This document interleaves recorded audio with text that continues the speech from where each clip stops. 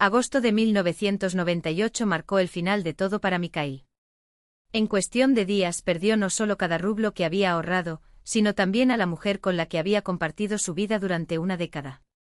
Fue en ese momento de desesperación que decidió emprender un viaje hacia la taiga siberiana, el mismo lugar donde 30 años antes su padre, un experimentado geólogo, había desaparecido sin dejar rastro. Allí, entre la silenciosa densidad de los bosques, se cruzó con un viejo guardián del bosque, un hombre de pocas palabras y muchos secretos. El anciano le mostró un mapa deteriorado por la intemperie, pero algo en su mirada sugirió que había más detrás de esas líneas dibujadas a mano. Fue entonces cuando Mikhail conoció a la nieta del anciano, una joven cuya presencia lo conmovió profundamente, a pesar de las circunstancias que la mantuvieron confinada en una cama, frágil y enferma. Un sentimiento inesperado nació entre ellos, pero ambos pronto descubrirían que el verdadero desafío no era solo superar sus limitaciones físicas, sino desentrañar los misterios que la taiga había guardado durante décadas, misterios que, una vez revelados, podrían curar viejas heridas y devolver lo que el tiempo había tomado. Mientras tanto, en Vorónezh, el crepúsculo coloreaba las calles desiertas de tonos violetas, llevando en el aire una melancolía propia del otoño que se avecina. En el taller semi-iluminado, Mikhail Voronov permanecía inmóvil, rodeado de esqueletos de dispositivos electrónicos que ya no servían, televisores con pantallas en blanco, radios silenciosas, restos de una época que se desvanece. La tenue luz de una solitaria lámpara iluminaba solo sus manos, manos fuertes, marcadas por años de trabajo con restos de soldadura incrustados en la piel. Estas manos, que alguna vez fueron su mayor activo, ahora parecían inútiles ante la crisis que asolaba al país. Agosto de 1998 había caído sobre Rusia como una hoja oxidada cortando pan duro. Una extraña palabra, default, resumió la pesadilla, el Estado quedó exento de sus obligaciones, las personas se abandonaron y todo lo que se había construido con esfuerzo se derrumbó en instantes. Mikhail recogió distraídamente el soldador del banco, un objeto que, cuando era niño, le había parecido una extensión de sus propios dedos. Ahora, sin embargo, el peso del instrumento le parecía extraño, como si perteneciera a otra vida. El único sonido que rompió el silencio del taller fue el goteo persistente de un grifo roto, gota tras gota, como un reloj que marca el final de una era.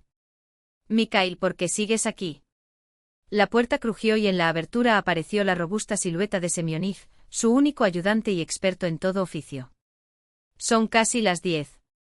Mikhail no respondió. Simplemente señaló la pila de papeles al lado de la caja registradora. Déjalo en paz, murmuró Semyonov, cambiando su peso de un pie al otro, visiblemente incómodo. ¿Cuánto te debo? Se olvida. Nos las arreglamos como siempre. No es la primera vez. No, Semyonich. No puedo, la voz de Mikhail era apagada, como si viniera del fondo de un pozo. Será mejor que consigas esas cajas del sótano. Ordenemos todo. Estamos cerrando. Cerrando, repitió Semyonov, suspirando antes de desaparecer por las escaleras que conducían al subsuelo. Mikhail se acercó a la ventana. Al otro lado de la calle, la luminosa fachada de una nueva tienda de electrodomésticos mostraba escaparates llenos de relucientes e impecables productos importados. Esos establecimientos se multiplicaban por toda la ciudad como hongos después de la lluvia. ¿Quién se atrevería todavía a reparar un viejo Rubin o un Geraisen, cuando podría comprarse un reluciente Samsung, un Sony o un Toshiba? Cuando Semyonov regresó con las cajas de cartón, Mikhail ya estaba delante de la caja fuerte.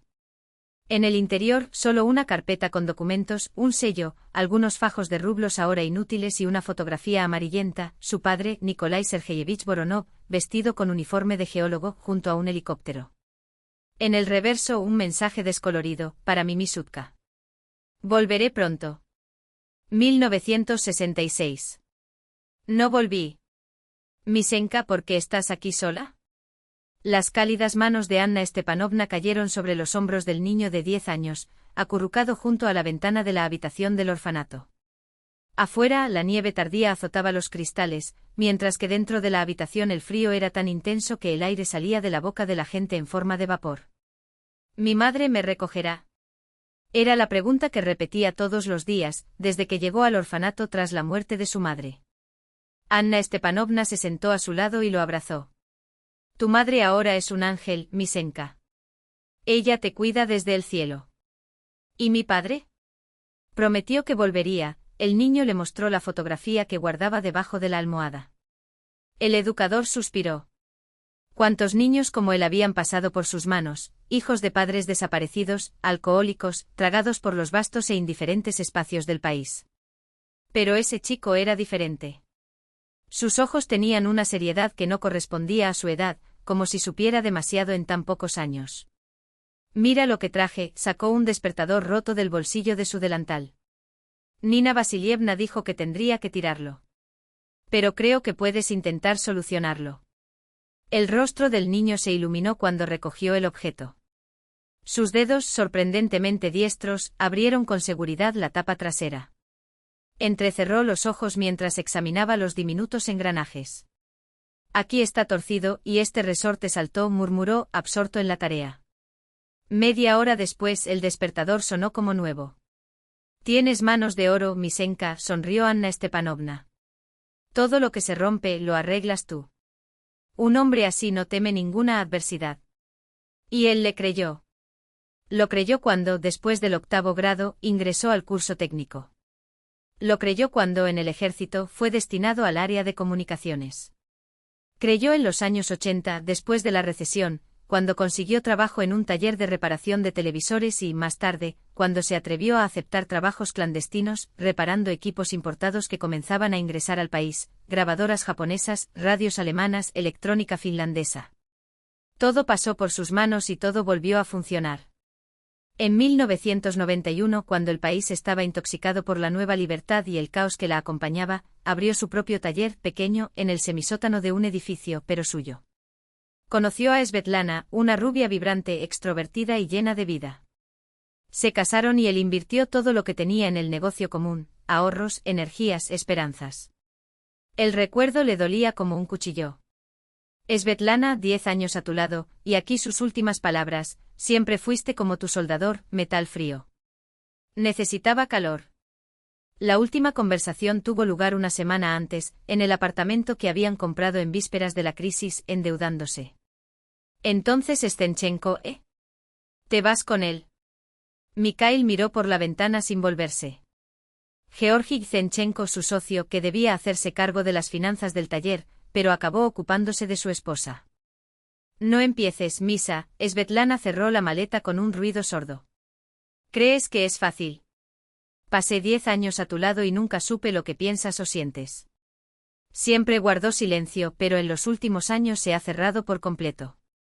Solo vivo para el trabajo, como si no fuera una persona, como si no necesitara hablar, reír, llorar. En realidad estaba llorando. Se giró y la vio secándose las lágrimas. Lloro por nosotros, Misa. Por todo lo que no funcionó. Ni siquiera intentas detenerme. Si lo intentara, tal vez me quedaría. Lo miró por un largo momento como si quisiera grabar su imagen. Luego sacudió la cabeza. No, no lo creo. Ya nos hemos alejado demasiado. Zenchenko dice que no necesitas llevar nada, interrumpió Mikhail. Al menos déjalo. ¿Y la casa? ¿Qué haremos con ella? Tendremos que vender. La financiación no se amortiza sola. Pero eso es para más tarde. Prometió ayudar.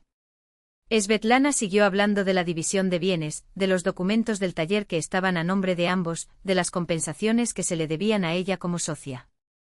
Mikhail escuchó como si estuviera bajo el agua. Pensé que el taller estaba más allá de la salvación. Deudas, proveedores, impuestos. Después del default, todo se triplicó. Cuando ella finalmente se fue, él se sentó en la cocina con una botella de vodka, pero no la bebió. ¿Qué sentido tenía? El alcohol no le devolvería a la esposa, el negocio ni la vida que tenía. Tal vez era hora de volver a la época en la que tus manos eran tu único capital, arreglando lo que estaba roto. Pero esta vez parecía que la pieza más importante, él mismo, ya no era reparable. Cierra la tienda, Misa. Semyonov ya lo había empaquetado todo. La última herramienta, un soldador oxidado, desapareció en la caja de cartón que llevaba Semyonov. Volveremos mañana temprano y recogeremos el resto. Puedes irte, Semyonov. Yo me quedaré un poco más. El anciano vaciló junto a la puerta, como si quisiera decir algo, pero simplemente sacudió la cabeza y se fue. Mijaíl se quedó solo. Sus dedos encontraron en su bolsillo las llaves del apartamento que, dentro de unos días, ya no sería suyo. ¿A dónde ir? ¿Para la familia? ¿Qué familia tuvo un huérfano en una institución? Podría dormir en el propio taller. Pero entonces sus ojos se posaron en el montón de facturas impagas: teléfono, electricidad, alquiler, impuestos. De repente todo parecía inútil, sin sentido. Recogió los papeles en un cubo viejo, les echó disolvente y encendió una cerilla. Las llamas estallaron vorazmente con claridad, reflejándose en los vasos vacíos de los televisores desmantelados. Chispas bailaban por las paredes como sangre corriendo. Fue en ese momento que lo supe: la decisión ya estaba tomada.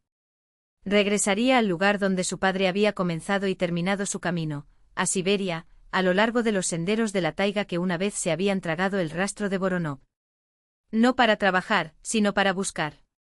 Tal vez finalmente entendería dónde había desaparecido su padre.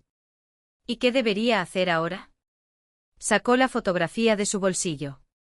El fuego en el cubo tiñó de naranja el rostro joven y sonriente de su padre, con los mismos ojos grises que Mikhail había heredado. Al fondo, un helicóptero. Más allá, la taiga interminable. Voy hacia ti, papá, susurró. No más huir del pasado. Las cuentas ardieron y se convirtieron en cenizas ligeras. Algo se rompió, terminó para siempre. Pero más allá de los Urales, entre cedros centenarios y pantanos silenciosos, se escondía otra vida. Una vida que Mikhail no conocía, pero que lo atrajo como a un cachorro de lobo huérfano de regreso a su territorio ancestral. Cerrar los ojos fue suficiente para escuchar el áspero susurro del viento en las copas de los cedros. La taiga lo llamó a casa. El viejo Ciguli de color metálico descolorido se tragó kilómetros de asfalto lleno de baches, saltando sobre baches como un caballo testarudo sobre obstáculos. Mikhail agarró el volante agrietado, apenas notando los paisajes cambiantes más allá del parabrisas. Primero los interminables campos de la Rusia europea, agotados, descuidados, con aldeas dispersas donde las casas torcidas mostraban ventanas vacías como enchufes huecos. Luego los majestuosos Urales, con sus bosques impenetrables y lagos azules donde las nubes bajas parecían al alcance de la mano. Ese coche fue el último vestigio de su vida anterior. Un Sestie oxidado en los guardabarros, comprado a finales de los años 1980 por una fortuna en ese momento. El baúl contenía todo lo que le quedaba: una maleta con ropa, una caja de herramientas, 2 libros y la foto de su padre dentro de una lata de galletas aplastada. El camino retrocedía como una vieja cinta de película, tembloroso y rayado pero extrañamente familiar.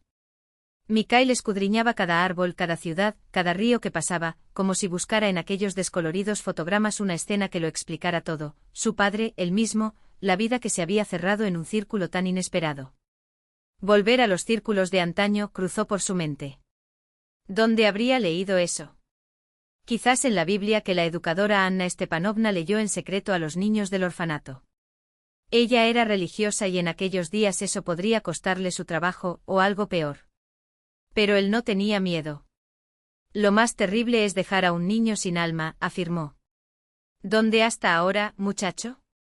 Le preguntó un viejo empleado de una gasolinera más allá de Tyumen, examinando las matrículas de Voronezh en el coche. Región de Tomsk. ¿A Kedrovka?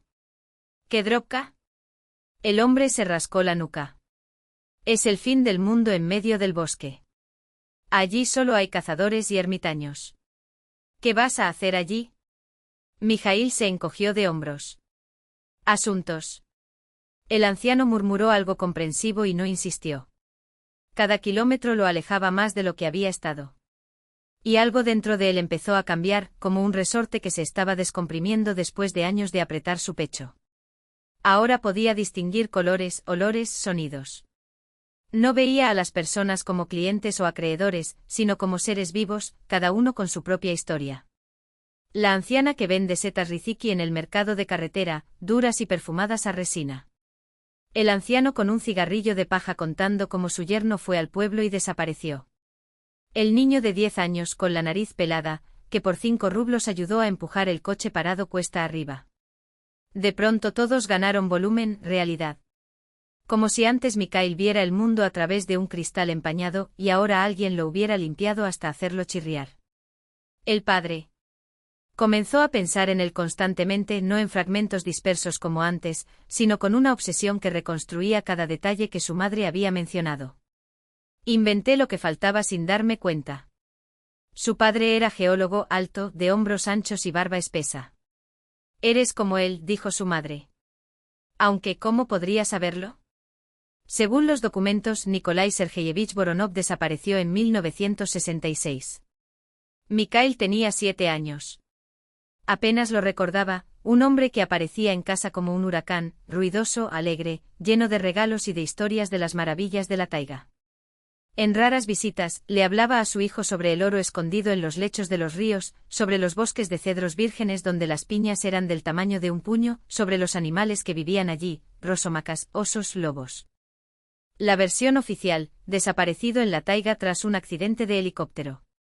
Buscaron durante meses sin éxito. Levanta las tierras vírgenes, conquista el norte, pero si desapareces en esta conquista, serás rápidamente olvidado y nadie le explicará a un niño por qué su padre no regresa. Entonces la madre enfermó. En aquella época el cáncer no podía curarse o no quería curarse. 3 meses y Mikhail se quedó solo. Orfanato en la provincia, escuela técnica.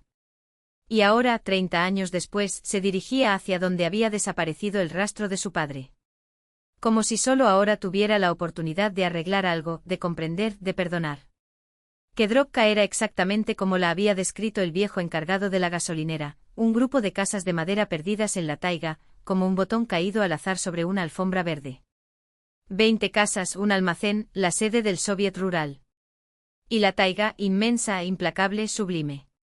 Avanzó hasta las últimas casas, oscuras, exudando aromas desconocidos. Mikhail estacionó al lado del mercado. Le temblaban las piernas entumecidas por tantos días al volante. Un dolor palpitaba en sus sienes. Abrió la puerta chirriante del silpo y entró en el espacio oscuro, impregnado del olor a pan, arenque y algo más, un aroma campesino olvidado y al mismo tiempo íntimo, como el recuerdo de un sueño. Buenos días, dijo con voz ronca. La empleada, una mujer corpulenta con rasgos anchos como los modelados en arcilla, levantó la vista del periódico local. ¿Y tú también, querida? ¿Qué necesitas? Un lugar para pasar la noche. Y información. Sobre los geólogos que trabajaron aquí en los años 60. La mujer entrecerró los ojos examinándolo de pies a cabeza, no con sospecha, sino con la curiosidad natural de la gente del campo. ¿Geólogos, Hace tiempo que no vienen aquí. ¿Y qué quieres con ellos? Estoy buscando a mi padre. Era geólogo. Desaparecido por estos lares. ¡Ay, Dios mío! Ella juntó sus manos. ¿Cuántos años han pasado? ¿Cuál era su nombre? Nikolai Sergeyevich Voronov. La mujer frunció el ceño como si hurgara en viejos recuerdos en un baúl polvoriento. Voronov. Voronov, repitió sacudiendo la cabeza. No, el nombre no me suena. Pero deberías hablar con Piotr Matveyevich. Fue guardabosques durante años, conocía cada centímetro de esta taiga como la palma de su mano. Y es mayor que yo, tal vez recuerde algo. ¿Dónde encontrarlo? Señaló el final del pueblo. Es la última casa, justo al borde del bosque. No te lo puedes perder. Tiene contraventanas rojas, brillantes como sangre fresca sobre tablas oscurecidas por el tiempo. Mikhail encontró la casa sin dificultad. Estaba un poco apartada de los demás, como si la propia taiga la hubiera empujado al borde del mundo habitado. Sólido, robusto, con gruesos muros que parecían haber surgido de la tierra, no construidos sobre ella. Y de hecho las contraventanas rojas, un rojo brillante, casi agresivo, como las alas de un pájaro exótico, destacaban contra la madera ennegrecida durante décadas. El jardín estaba cuidadosamente barrido, la leña apilada en filas perfectas, el porche limpio, sin una sola ramita u hoja fuera de lugar. Se podía comprobar, incluso desde lejos, que este hombre era meticuloso, con una disciplina que solo el tiempo y la soledad pueden forjar. Mikhail empujó la puerta de madera, que crujió levemente y entró al patio. Zdrasbuy Dobry Chelovek, una voz tranquila y profunda rompió el silencio, como si viniera de las entrañas mismas de la tierra. Él miró hacia arriba. En el porche, de pie como un roble antiguo, se encontraba un anciano alto con una espesa barba blanca que le caía sobre el pecho en ordenadas ondas. A pesar de los años, o tal vez gracias a ellos, su espalda se mantuvo erguida, y sus ojos, claros y penetrantes, miraban a Mikhail con una intensidad que parecía atravesarlo de lado a lado, como si leyeran no solo su rostro, sino también lo que había detrás de él. Thrushwitter, respondió Mikhail, sintiendo que se le secaba la garganta. Ya sé por qué viniste, dijo el anciano, asintiendo con la cabeza.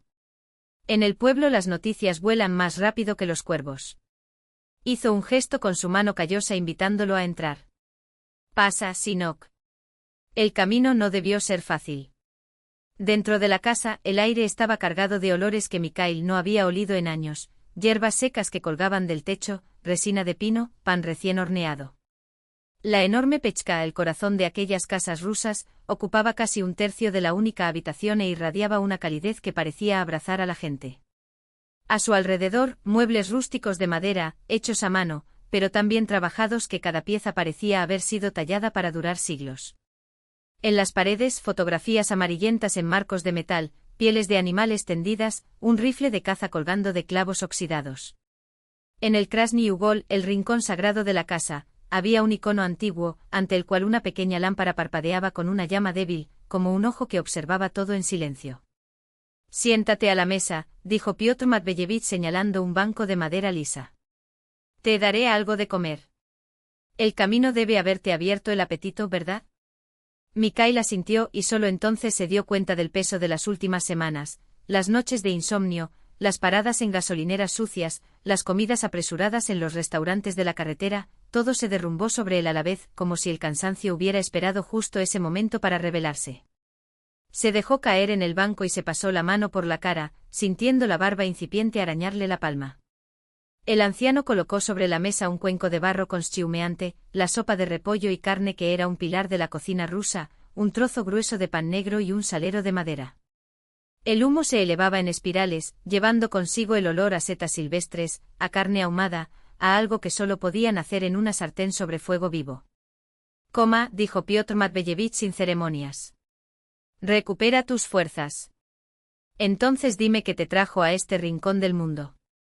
Mikhail sumergió la cuchara de madera en la sopa y con cada sorbo sintió que el calor se extendía por todo su cuerpo, como si cada cuchara fuera un soplo de vida que le devolviera. Era comida sencilla, pero real, no esa cosa insípida en recipientes de plástico olvidada en el microondas, sino algo hecho con lo que la tierra tenía para ofrecer, cocinado sobre fuego de leña, con tiempo y cuidado. Cuando vació el cuenco, dejó escapar un profundo suspiro, como si acabara de despertar de un largo sueño. Gracias, murmuró. Hacía mucho tiempo que no comía algo así. Tu madre ciertamente cocinaba mejor, comentó el anciano, con una media sonrisa en los labios. Hace mucho tiempo que no tengo madre. Crecí en un orfanato. Piotr Matveyevich frunció el ceño y meneó lentamente la cabeza, como si soportara el peso de aquellas palabras. La vida no fue fácil para ti, Sinok. Suspiró. Pero no eres solo tú. Nuestro tiempo también fue de ruinas. En el 37, luego la guerra, su mirada se perdió por un momento como si reviviera algo que preferiría olvidar. Lo importante es seguir siendo humano, pase lo que pase. Y entonces, como si se hubiera roto un dique en su interior, Mikhail empezó a hablar. Las palabras salieron desordenadas, a veces tropezando unas con otras, como si hubieran estado atrapadas durante años y ahora finalmente encontraran una salida. Habló de su padre, el geólogo desaparecido en esa misma taiga décadas antes, de su madre, que no había resistido su ausencia y se había apagado como una vela al viento, del orfanato, del taller que había construido desde cero y perdió en un instante, de su esposa que se había ido, de las deudas que lo asfixiaban. Hablaba sin parar, como si cada palabra lo liberara de una carga invisible, y el anciano escuchaba en silencio, solo asintiendo de vez en cuando, sin juzgar, sin interrumpir. Sus ojos, esos ojos que ya habían visto tanto, no mostraban piedad, sino una comprensión profunda, como si reconocieran en aquellos fragmentos de vida algo que también había sido parte de su propia historia. Cuando Mikhail finalmente se quedó en silencio, el único sonido en la habitación fue el crujido de la leña en la leña, como si la casa misma respirara junto a ellos. Tu padre, dijo Piotr Matveyevich, rompiendo el silencio. ¿Dijiste que se llamaba Nikolai? Mikhail asintió conteniendo la respiración. El anciano se acarició la barba, pensativo. Voronov. El nombre me suena familiar. La taiga no olvida a quienes recorren sus caminos, especialmente a quienes la tratan con respeto. Hizo una pausa. Tal vez lo conocí. Pero la memoria ya no es lo que era. Los años roban más que cabello. Se levantó del banco con un gemido sordo y se dirigió a un viejo armario, de donde sacó una libreta gastada, con la tapa de plástico agrietada por el tiempo. Cuando era forestal, lo escribía todo. Geólogos, cazadores, animales. Había una manera de registrarlos. Mira aquí. Mikhail abrió las páginas amarillentas con cuidado, como si temiera que se desintegraran al tocarlas. Era un diario meticuloso con fechas, nombres y acontecimientos descritos con letra firme. Y allí, entre las notas de 1966, una anotación lo dejó sin aliento. Julio. Un equipo de geólogos llegó de Tomsk. Líder, N. Voronov. Acamparon cerca del lago Azul. El corazón de Mikhail se aceleró como si lo hubiera alcanzado un rayo. Allí estaba, el primer rastro concreto en más de 30 años. El nombre del padre escrito de mano de alguien que lo había visto, que había hablado con él. Prueba de que había existido, de que no era solo una sombra en los recuerdos de un niño abandonado. Puedo quedarme aquí. Su voz tembló. Yo pago o ayudo con las tareas del hogar. Lo que necesites. Quédate, respondió el anciano simplemente. Hay mucho espacio. Y tras una pausa, en cuanto a ayuda, no diré que no. Los años ya no me permiten partir leña ni reparar el techo solo. La noche cayó sobre la taiga de repente como solo ocurre en estos lugares, no como en las ciudades, donde el crepúsculo se prolonga durante horas, sino como un manto negro que desciende de repente envolviéndolo todo. Afuera los búhos aullaban y a lo lejos resonaba el largo y lastimero aullido de un lobo, un sonido que erizaba los pelos de la nuca y provocaba un hormigueo en la piel. Mikhail se tumbó en un amplio banco cubierto con alfombras tejidas a mano y escuchó aquellos sonidos nocturnos, mientras Piotr Matveevich dormía en la pechka, ronroneando suavemente. No podía cerrar los ojos. Sintió la taiga respirar al otro lado de los muros, antigua, sabia, impenetrable, la misma taiga que se había tragado a su padre décadas antes. A la mañana siguiente estaban otra vez sentados a la mesa. Los rayos de sol se filtraban a través de las limpias ventanas, dibujando cuadrados dorados en el suelo de madera. Piotr Matveevich sacó de debajo de una alfombra una caja de metal oxidada.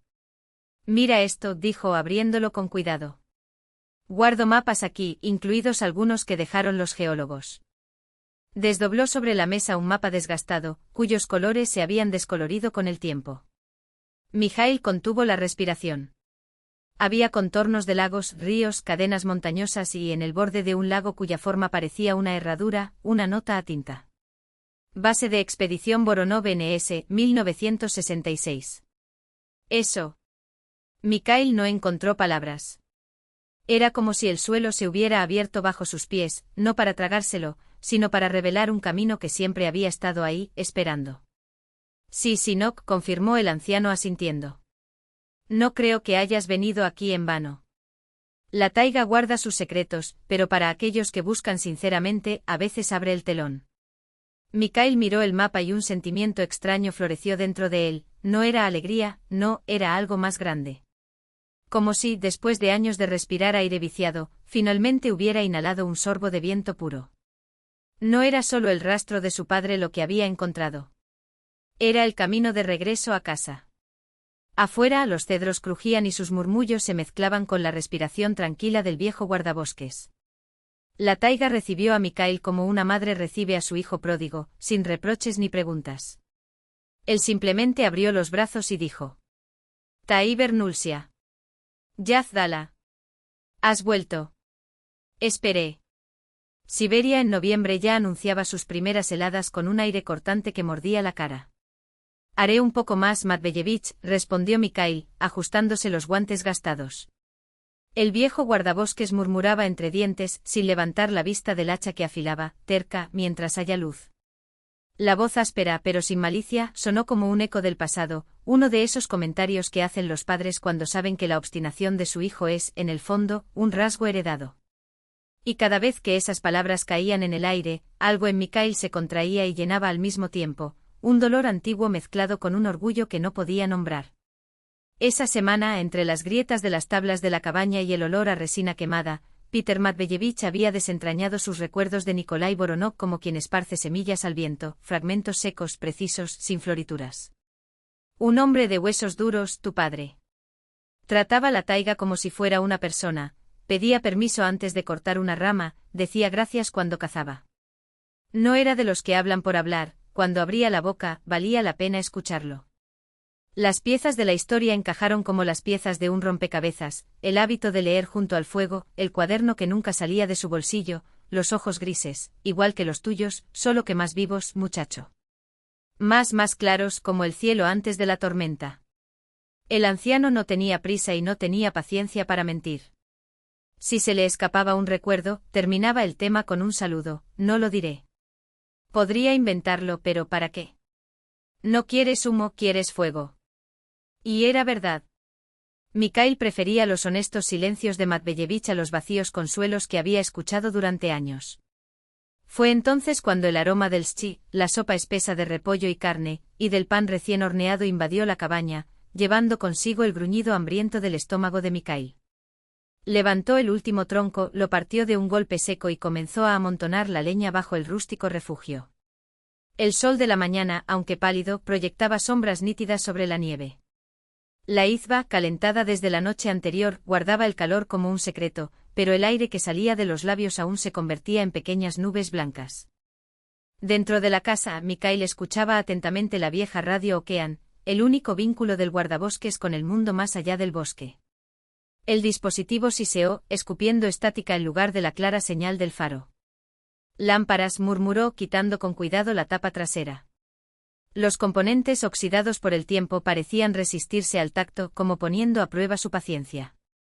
Pero las manos de Mikhail recordaron, los gestos regresaron solos, como si nunca hubieran olvidado las tardes en el taller de su abuelo, donde de niño desmontaba radios como aquella, fascinado por la magia de esos circuitos que transformaban el silencio en voz. Ahora, después de los procesadores japoneses y los microchips alemanes, la tecnología de aquella época parecía primitiva, casi ingenua. Y sin embargo había una sinceridad de la que carecen los dispositivos modernos, cada pieza tenía un peso, una función tangible. Limpió los contactos, apretó los tornillos sueltos y la radio, como un animal dormido reconociendo a su dueño, empezó a emitir un zumbido más suave, casi agradecido. Hola, maestro, aprobó Matveyevich, mirando desde lejos. Ya pensé que tendría que arrastrar esta cosa al distrito. Pero tú, mira. Mikhail sonrió torcidamente. Aquella vida lenta, salpicada de tareas sencillas y concretas, se iba infiltrando en él como agua en tierra firme. Las carreras contrarreloj, las hojas de cálculo, los tipos de interés de los bancos, todo lo que antes le parecía los ejes del mundo, ahora le parecía ruido sin sentido. Allí, entre las paredes de madera oscura y el olor a pino, sintió por primera vez en décadas que estaba en el lugar correcto. El sol ya se inclinaba hacia el oeste cuando el sonido de un motor rompió el silencio. ¿Es Aniuta? Matveyevich se levantó de repente como si lo impulsara un resorte. Más pronto de lo esperado.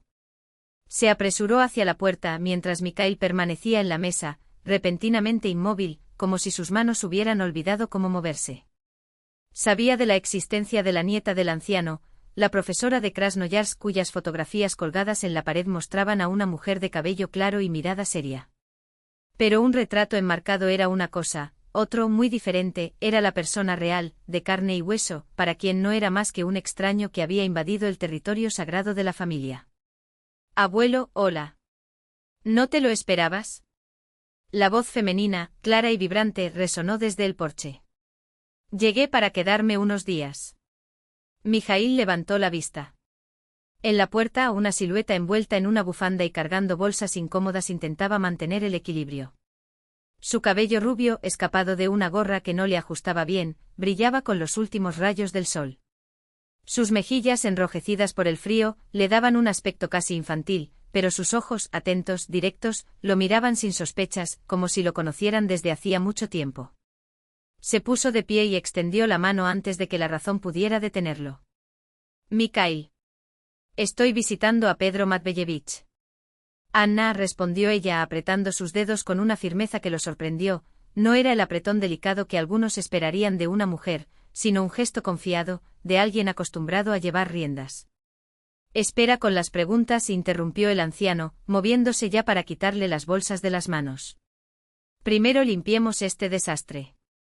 ¿Qué provocó todo esto, niña? ¿Pensaste que me estaba muriendo de hambre aquí? Anna se rió y fue como si se abriera una ventana en la cabina. El sonido, cálido y un poco ronco, disipó la tensión que flotaba en el aire. Provisiones. Pensé que estabas aquí solo comiendo raíces, y veo que ya has encontrado compañía. Comenzó a ordenar los regalos sobre la mesa: tarros de conservas caseras, paquetes de cereales, tés, dulces envueltos en papeles de colores con movimientos ágiles pero pausados, como si realizara un ritual conocido. Todo un almacén, esta chica, refunfuñó el abuelo, aunque sus ojos brillaban de satisfacción. ¿Y tú? ¿Por cuánto tiempo? Las vacaciones escolares han comenzado, explicó Anna, colgando su abrigo en un clavo cerca de la puerta. Vine a descansar aquí y luego volveré a Krasnoyarsk. Ella vaciló y algo rápido, una sombra de amargura o cansancio, cruzó su rostro. Hay un amigo. Andrei. Me invitó a pasar la Nochevieja en Suiza, en una estación de esquí. Pero aún no lo he decidido. El HMPH de Matbeyevich fue tan elocuente como un discurso. En esa única sílaba había lugar para la desconfianza, la preocupación y un atisbo de resentimiento velado. Mikhail, que observaba la escena como si se tratara de un cuadro, captó el matiz. El anciano no aprobaba a Andrei, fuera quien fuera. La noche cayó de una vez por todas y la cabaña se llenó con el crepitar de los leños en la chimenea. Las sombras danzaban en las paredes, atraídas por el fuego, mientras afuera la oscuridad era tan densa que solo la luna, cuando lograba atravesar las nubes, rayaba el suelo plateado. El olor a pan caliente, a hierbas secas y a esa limpieza propia de las casas rurales, donde cada rincón es fregado hasta dejarlo reluciente por manos de mujeres que desconocen la palabra desaliñado, lo envolvía todo. Cenaron en un cómodo silencio, el tipo de quietud que solo existe entre personas que no necesitan llenar el aire con palabras. Mikhail descubrió para su sorpresa, que no sentía la necesidad de medir cada frase, de calcular impresiones. Podría simplemente estar cansado, perdido, buscando respuestas sin que me juzguen ni me cuestionen. Fue un sentimiento tan extraño como liberador. ¿Entonces viniste aquí desde Voronezh?, preguntó Anna, sirviéndole más patatas. ¿Cuántos kilómetros son? Él se encogió de hombros. No conté. Me tomó una semana, pero no seguí recto, me detuve en pueblos y pregunté direcciones. No había GPS, solo mapas viejos. ¿Y por qué Kidrovka? Preguntó el anciano en voz baja, como si ya supiera la respuesta. Aquí no hay nada, Aniuta. Solo bosques y silencio. Cada uno tiene sus razones, intervino Mikhail, dejando el tenedor. Estoy buscando a mi padre. Era geólogo. Desapareció por estos lares en el 66. Yo tenía 7 años. Anna lo miró con una comprensión que lo tomó por sorpresa, como si esas palabras hubieran hecho eco en algo muy profundo dentro de ella. Lo siento, murmuró. Yo no lo sabía. ¿Cómo podría?, sonrió, tratando de aliviar el peso que de repente se había cernido sobre la mesa. Después de todo, no todos los días aparecía un extraño en medio de la nada, persiguiendo a un fantasma de 3 décadas de antigüedad. Soy profesora, dijo Anna, como si cambiara de tema, pero sin prisa. Enseño ruso y literatura. Paso mis días tratando de que los estudiantes amen las palabras, pero se interrumpió, como si hubiera dicho demasiado.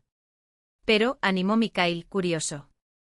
A veces parece que las palabras han perdido su significado, confesó mirando las llamas. Hablo, explico y me miran como si estuviera hablando de otra galaxia. Pushkin, Tolstoy, para ellos es como si fueran dinosaurios. Viven pegados a estas pantallas, hizo un gesto frustrada. Aniuta tiene un amigo en Krasnoyarsk, dijo el anciano, eligiendo sus palabras. Hijo de un gran jefe.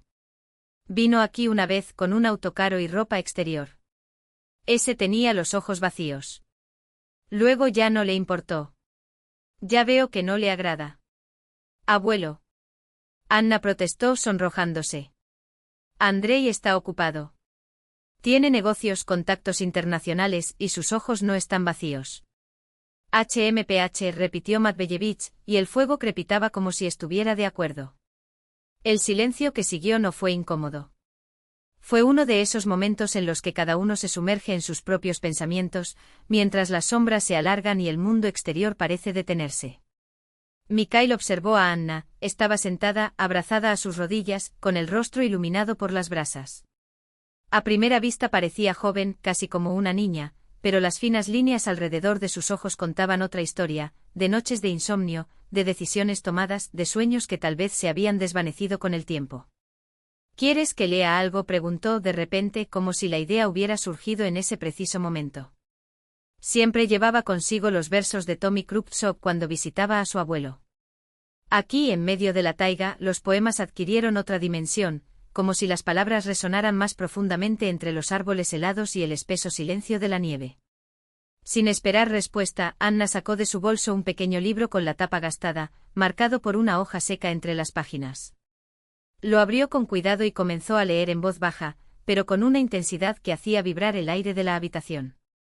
Su voz, profunda y ligeramente ronca, envolvió cada rincón de la habitación, calentando más que las brasas de la chimenea. La estrella de los campos, en la espesa helada.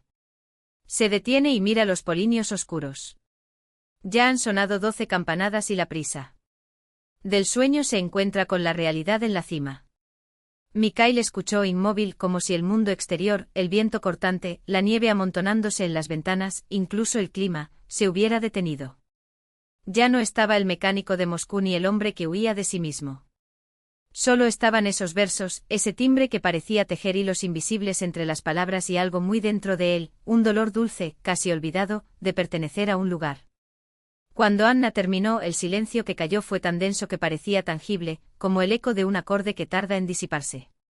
Gracias, murmuró Mikhail, su voz más áspera de lo habitual. ¿Te gustó? Ella levantó los ojos y por primera vez esa noche él notó lo claros que estaban, casi transparentes a la luz parpadeante de la lámpara. Muy. Tienes una voz increíble. Es una profesión, me imagino.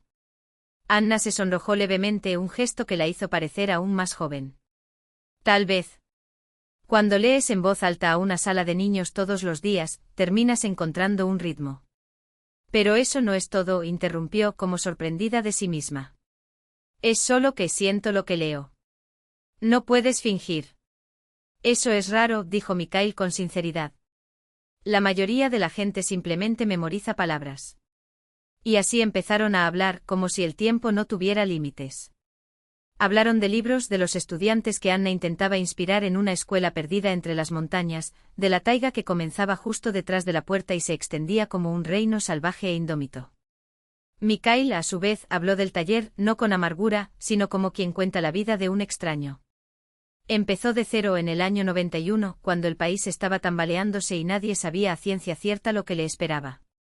Alquiló un sótano húmedo, pintó las paredes con sus propias manos, montó bancos de trabajo con madera de cajas desechadas.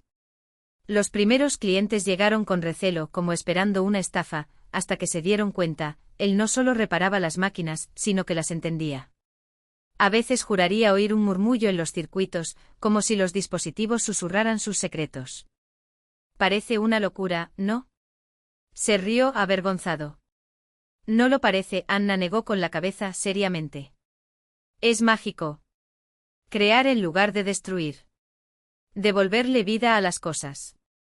Esto es, buscaba la palabra, un regalo. Un regalo, repitió Mikhail, como si sintiera su peso. Quizás lo fue. Petr Matveevich hacía tiempo que se había retirado, dejándolos solos junto al fuego. La lámpara de queroseno ardía hasta la mitad, proyectando sombras danzantes sobre las paredes de madera. Afuera, las ramas crujían por el frío y a lo lejos, el aullido de un búho cortaba la noche como un gemido. Anna arrojó otro leño a la chimenea y el repentino destello iluminó su rostro por un instante, sus labios entreabiertos, la sombra de sus largas pestañas. Cuando ella se giró, sus miradas se encontraron sin querer, por solo un segundo. Pero ese segundo fue suficiente. Fue como una descarga eléctrica, una corriente que recorrió el espacio entre ellos, tejiendo un hilo invisible. De repente Mikhail sintió que esta mujer no era solo la nieta del anciano que lo había acogido, ni tampoco era una extraña en el camino. Había algo en ella que resonaba dentro de él, una herida similar, una búsqueda que no había abandonado. Anna también debe haberlo notado. Se alejó ligeramente como asustada por la inesperada proximidad, y bajó los ojos, jugando con un mechón de pelo en un gesto mecánico e innecesario. Es tarde, dijo casi un susurro. Creo que deberíamos dormir. Sí, estuvo de acuerdo Mikhail. Mañana nos levantaremos temprano. Pero ninguno de los dos se movió. Permanecieron allí inmóviles sin mirarse, pero conscientes de cada respiración del otro, de cada mínimo movimiento. En ese silencio algo nuevo empezó a nacer, todavía sin nombre, todavía vago, pero ya lo suficiente como para cambiar la textura misma del aire a su alrededor. Afuera, los primeros copos de nieve del año comenzaron a caer, grandes y esponjosos, envolviendo la taiga en un manto blanco. El bosque estaba en calma, preparándose para el largo sueño invernal. Y en la pequeña isba en las afueras de la aldea, dos extraños cuyas vidas se habían cruzado sin previo aviso estaban tratando de comprender qué acababa de suceder entre ellos y qué hacer al respecto. El anciano había escapado con solo algunos moretones, pero ella no había tenido tiempo de terminar la frase. El teléfono sobre la mesa sonó de repente, imperiosamente. Piotr Matveevich agarró el aparato con un gesto repentino. ¿Hola? Su voz era áspera, tensa. Sí, soy yo, Kedrov. Aniuta, ¿cómo está? ¿Qué pasó? Mikhail observó cómo el rostro del anciano cambiaba con cada segundo de la conversación, sus hombros se hundieron, la mano que sostenía el teléfono comenzó a temblar. Cuando Piotr colgó, su mirada estaba vacía, como si le hubieran arrancado algo vital. Fractura por compresión de la columna, murmuró, y cada palabra parecía costarle un esfuerzo sobrehumano. Está consciente, pero no puede moverse. Necesita cirugía en Moscú. Y es caro. Muy caro. Una ola de frío recorrió a Mikhail desde adentro hacia afuera. Sintió el peso de esas palabras como piedras en su pecho. Vámonos a Krasnoyarsk. Ahora. El camino está bloqueado por la nieve. Nina Vasilievna sacudió la cabeza con pragmatismo. Hasta el amanecer no pasa nadie. Así que nos fuimos al amanecer, afirmó Mikhail con firmeza. Yo guío. Piotr Matveevich lo miró durante un largo momento y en ese silencio había una gratitud tan profunda que no hacía falta decir palabras. El anciano simplemente asintió como si reconociera algo en Mikhail que ni siquiera él mismo entendía todavía. La clínica de Krasnoyarsk los recibió con el olor acre del desinfectante y ese silencio opresivo que solo existe en los lugares donde el dolor se vuelve rutinario. Los pasillos largos y poco iluminados parecían extenderse sin fin, y con cada paso que daba Mikhail, la ansiedad crecía. Apenas conocía a Anna desde hacía 2 semanas, pero la idea de que le hubiera pasado algo malo le dolía como una herida abierta. La sala era pequeña, con 2 camas. Junto a la ventana dormitaba una señora mayor, de cara a la pared. Más cerca de la puerta, en una camilla demasiado alta para su frágil cuerpo, estaba Anna. Pálida, sus rasgos afilados por el dolor, sus ojos una vez vivaces ahora opacos como vidrio empañado. Cuando vio a su abuelo intentó sonreír, pero el gesto le salió torcido, forzado. Dedushka, susurró y se le quebró la voz. Tú viniste. Piotr Matveevich se sentó junto a su nieta, le tomó la mano, tan pequeña, tan quebradiza entre sus dedos callosos, y la apretó como si con solo eso pudiera devolverle las fuerzas. Por supuesto que vine, Aniutka. Se le quebró la voz. ¿Cómo no voy a venir?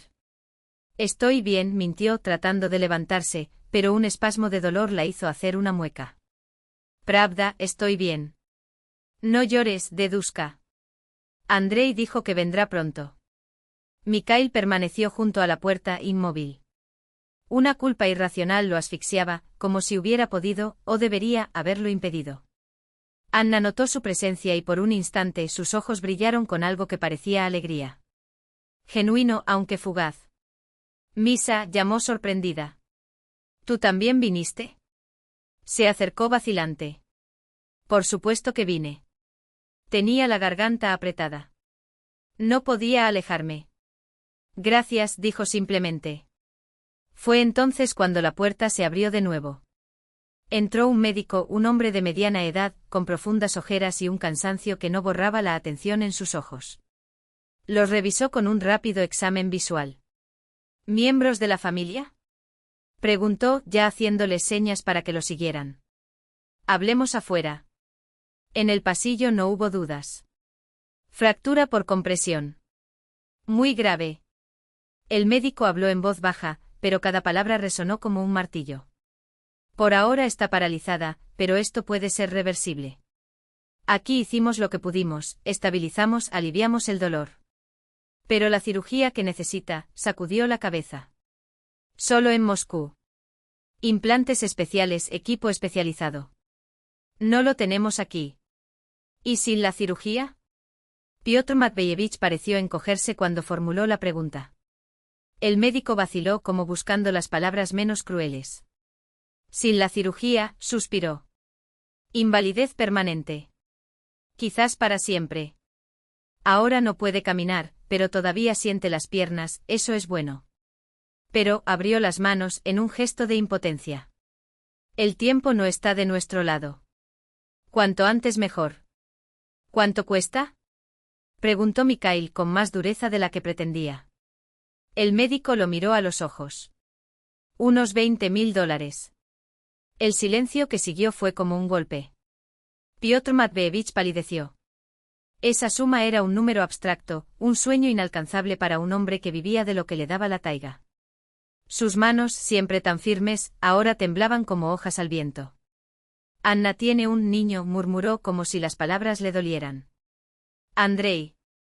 Él es de una familia rica. Ya hemos hablado con él. El médico asintió, pero había algo en su tono, una sombra de duda, una reticencia que Mikhail no pasó desapercibida. Sí, estuvo aquí el día del ingreso. Prometió ver qué podía hacer. Eso sonó como una frase.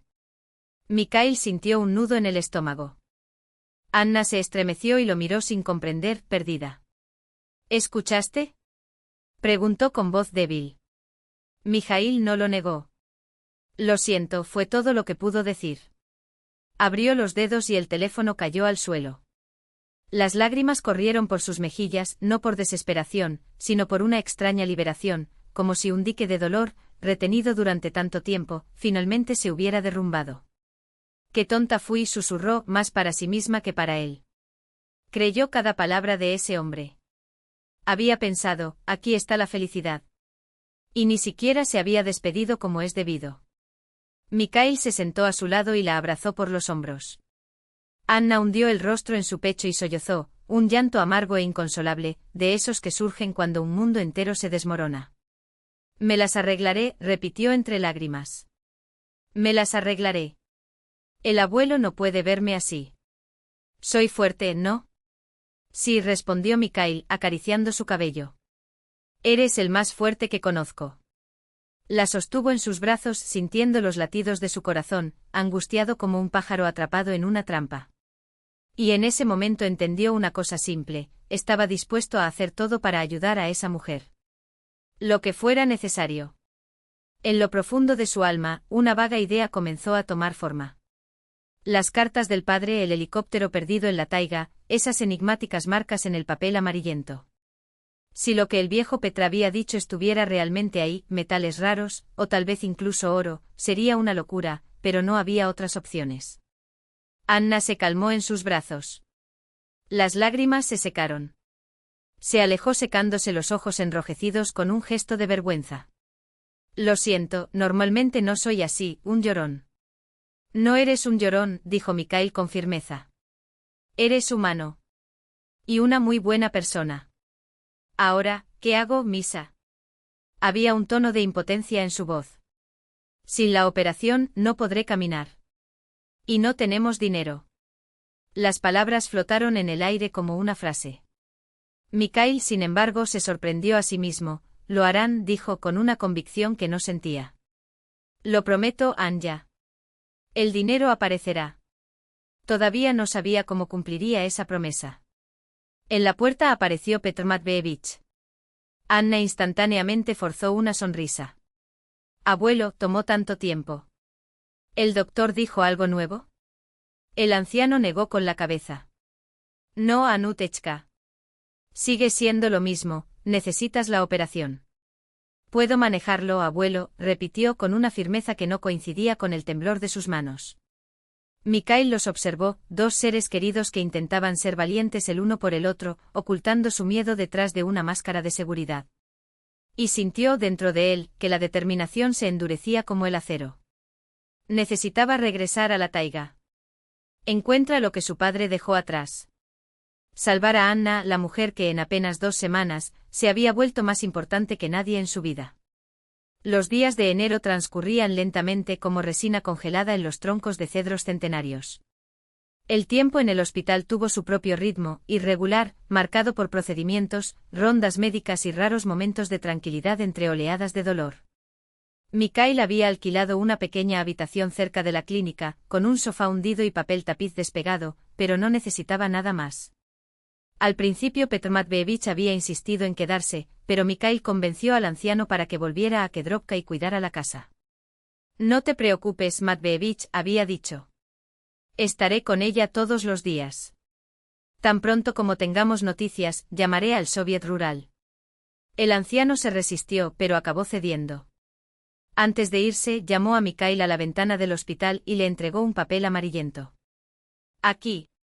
Estas son las coordenadas exactas de donde se estrelló el helicóptero de tu padre. No te mostré todo antes. No pensé que era el momento. Ahora parece que sí. Mikhail guardó el papel con cuidado en el bolsillo de su abrigo. Gracias, Matveevich. Ve allí, dijo el anciano, poniendo una mano arrugada sobre su hombro. Tal vez encuentres algo. Y lo sé, no abandonarás a Anutechka. Veo cómo la miras. Mikhail quiso protestar, pero las palabras se le atascaron en la garganta. ¿Qué sentido tendría negar lo obvio? Tú otra vez, sonrió Anna cuando entró en la habitación con un ramo de crisantemos. Todos los días aparece. Y abandonó sus deberes, bromeó. No tengo nada que hacer, Mikhail se encogió de hombros, colocando las flores en una maceta de 3 litros que hacía las veces de jarrón. Excepto uno, encontrar lo que mi padre dejó en la taiga. Anna lo miró con una expresión que había aparecido después de la partida de Andrei, una mezcla de gratitud y dolor reprimido, como si todavía llevara la marca de la traición. Andrei dijo que soy una carga. Que hay cosas más importantes que cuidar a un lisiado. Mikhail se sentó en el borde de la cama y le tomó la mano suavemente. Entonces no es un hombre. Un hombre de verdad no abandona, especialmente cuando las cosas se ponen difíciles. Pero apenas nos conocemos y no me dejaste, murmuró. Soy diferente, fue todo lo que respondió. No dije que la amaba desde el primer momento cuando la vi en la puerta de la cabaña del viejo. No dijo que encontró algo en ella que había estado extrañando toda su vida. Palabras demasiado grandes, demasiado frágiles. Porque sé lo que es ser abandonado, admitió finalmente. Hablaron durante horas, sobre libros, sobre la taiga, sobre sus alumnos, sobre su taller. Se redescubrieron como si se hubieran conocido el día anterior. Después de todo, solo habían pasado 2 semanas en esa cabaña en el fin del mundo. Y con cada diálogo se volvieron más cercanos, más íntimos. Anna fue trasladada de la UCI a una sala común. Pudo sentarse apoyada en almohadas, sostener un libro, sonreír, incluso a costa de esfuerzo, incluso superando el dolor. Pero no podía caminar. Sus piernas, flácidas como miembros extraños, descansaban bajo la manta del hospital, un mudo recordatorio de lo que le había sucedido. El médico dijo que la operación aún es posible, le dijo a Mikhail. Pero cuanto más tiempo pasa, más difícil se vuelve la recuperación, y más costosa. Él asintió, tratando de no mostrar su ansiedad. Ya había estado en la clínica, había hablado con los médicos sin Anna. Sabía que las posibilidades eran cada día menores. También sabía que el dinero recaudado por el pueblo apenas cubriría la entrada. Después de cada visita al hospital, Mikhail se adentraba en el bosque, no un parque urbano, sino la verdadera taiga, que comenzaba justo en las afueras de las fronteras de Krasnoyarsk. Deambuló durante horas, estudiando los mapas, buscando la referencia que le había indicado el anciano. Regresó tarde, congelado, agotado, pero con fuerzas renovadas para el día siguiente. Enero fue un mes de nieve y heladas. La taiga estaba cubierta de hielo y crujía de frío. Su aliento salía en nubes blancas que pronto se congelaron, posándose como escarcha en el cuello de su chaqueta. Mikhail siguió el estrecho rastro de un cazador, comprobando su brújula. En algún lugar de ese interminable mar de árboles estaba el claro con los restos del helicóptero de su padre. Se detuvo y consultó el mapa que le había dado el anciano. Según las marcas, el lugar del accidente debería estar más allá de esa colina baja, cubierta de pinos jóvenes. De repente a la derecha un aullido ronco y doloroso rompió el silencio, un lobo, agudo, como si algo pequeño estuviera pidiendo ayuda. Mikhail se quedó helado, escuchando. El sonido se repitió, lastimero, desesperado. Con cautela avanzó hacia el ruido, apartando las ramas cubiertas de nieve. En un pequeño claro a la sombra de un enorme cedro, la vio, un lobo joven, con el costado ensangrentado. El animal yacía en la nieve y gotas rojas se esparcieron a su alrededor formando manchas oscuras. A su lado se movía una pequeña maraña de pelaje gris, un cachorro, todavía ciego, cuyo pelaje apenas se notaba.